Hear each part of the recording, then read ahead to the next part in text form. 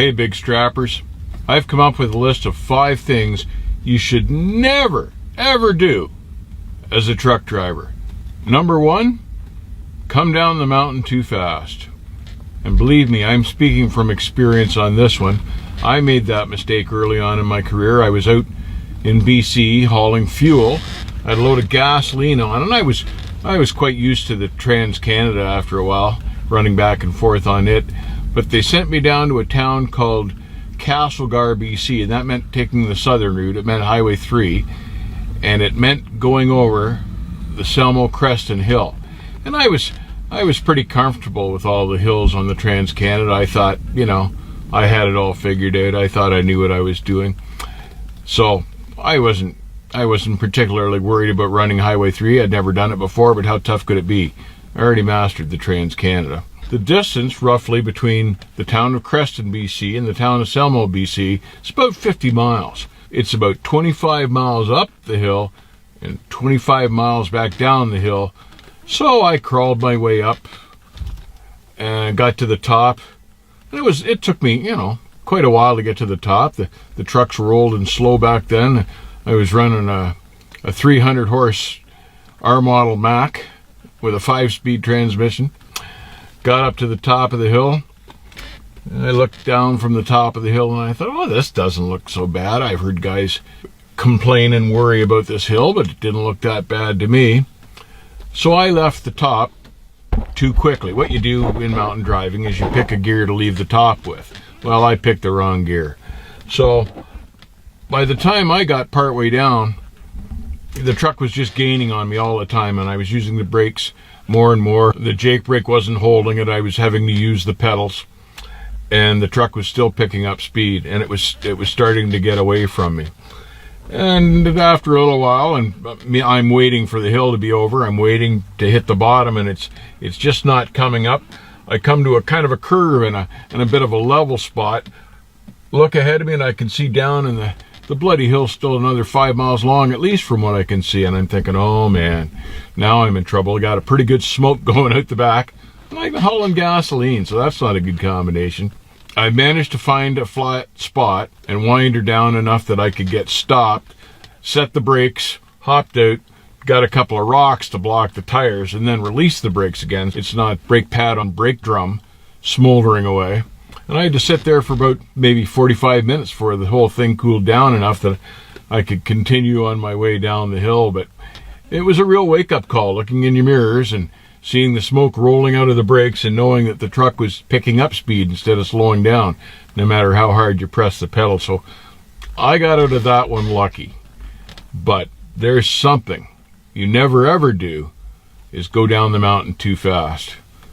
No one ever died from going down the mountain too slow, but I could have died from going down that hill that fast that day. So I never made that mistake again. Number 2, you don't text while you're driving. If you're texting and driving at the same time, you're an idiot. No other explanation is needed here. That's a major thing you never do. Text and drive. End of that. Number 3, you don't ever let your reefer run out of fuel when you're traveling cross country. I had a friend that made this mistake back in the day. We used to run pretty hard coming home off the coast. We had produce on, and the buyer wanted it there ASAP.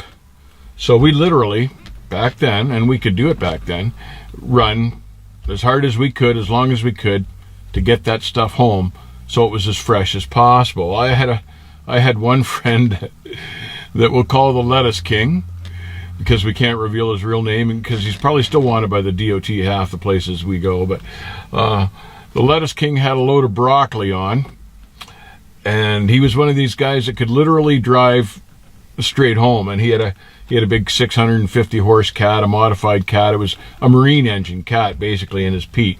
And that thing, it didn't even slow down in the hills. He could go uphill, downhill, 65, 75 miles an hour with a load on. So that truck could really make time, and he was making time. So he could literally run straight home with almost no sleep. He'd grab a couple hours here and a couple hours there and just keep charging. Well, on the one trip home, this load of broccoli that he had on. Broccoli, when you load it out there, they put a layer of ice on top of it, and it takes a while for the broccoli ice to melt, but you're supposed to be running the reefer so it maintains temperature.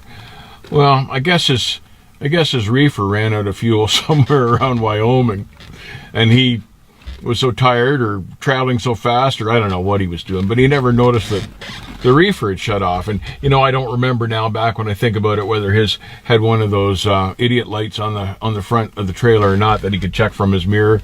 Maybe he didn't have it. Maybe that was part of the problem.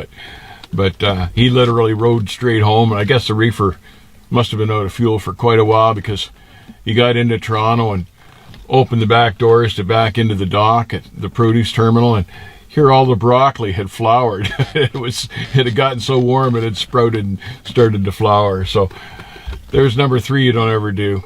Let your reefer run out of fuel. You check your reefer fuel often, and you check your reefer temperature, your box temperature often, so you don't end up in the same kind of pickle that the Lettuce King ended up in. Number 4, you don't ever drive too fast for conditions.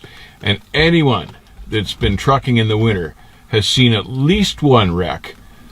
Every winter there's wrecks all over the place, and it's just caused from guys traveling too fast. Trucks or cars, neither one, stop as quickly on snowy pavement as they do on dry pavement. It's just the nature of it.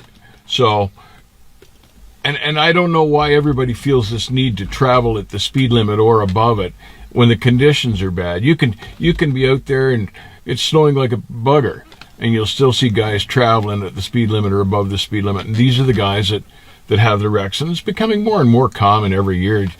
Number 5 is a big one. Don't drive tired. Don't ever drive tired.